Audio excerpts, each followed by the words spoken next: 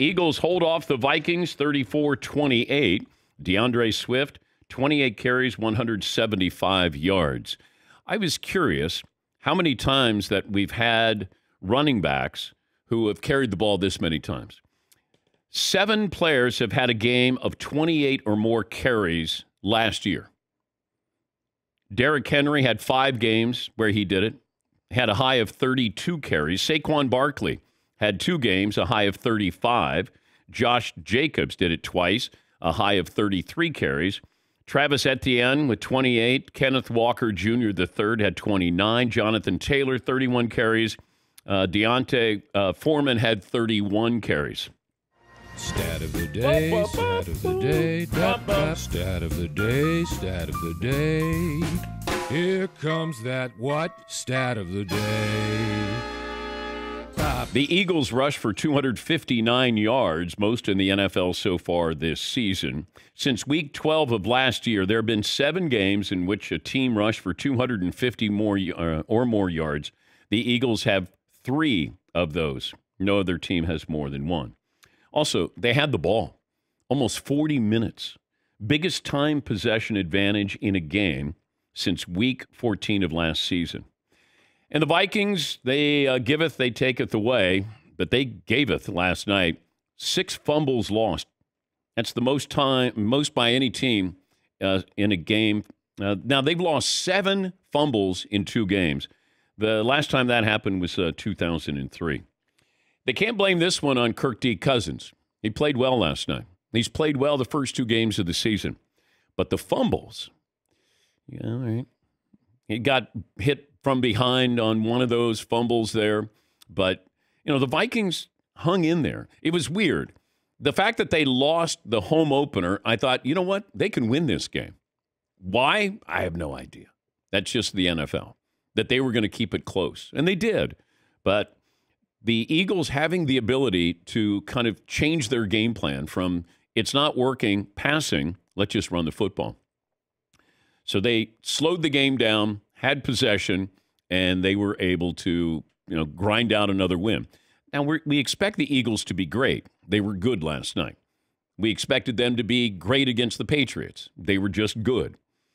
And this brings up they're good enough to rely on a subpar performance because their defense played really well. And they still have the best offense and defensive lines of any team, I think, in the NFL. And Jalen Hurts is getting used to another offensive coordinator.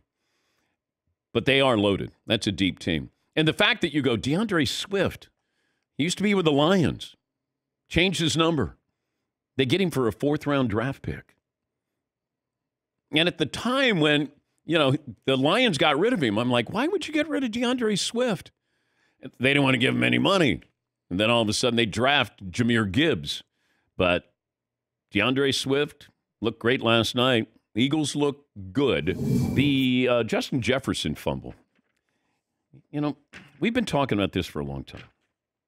You fumble, goes into the end zone, you lose the ball, touchback.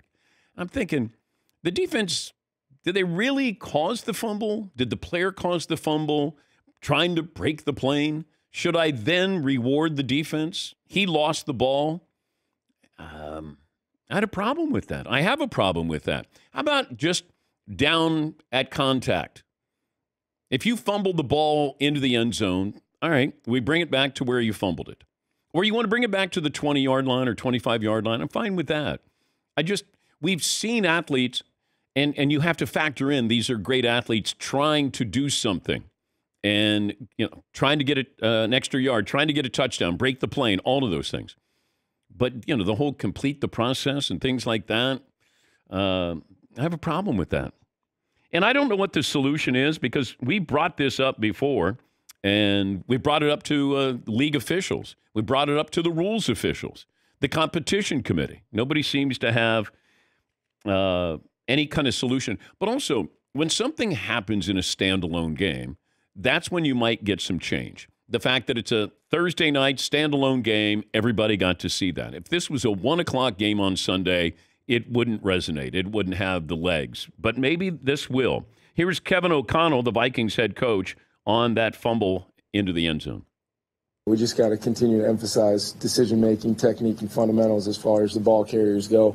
But like I said, Justin's just trying to make a play in that moment, and the hardest thing to do is to, get a guy not to reach the ball out when they're that close to scoring a touchdown in a critical moment. Okay. I mean, that's the polite way, the politically correct way to answer that instead of saying, that's a stupid rule. Why don't they change that?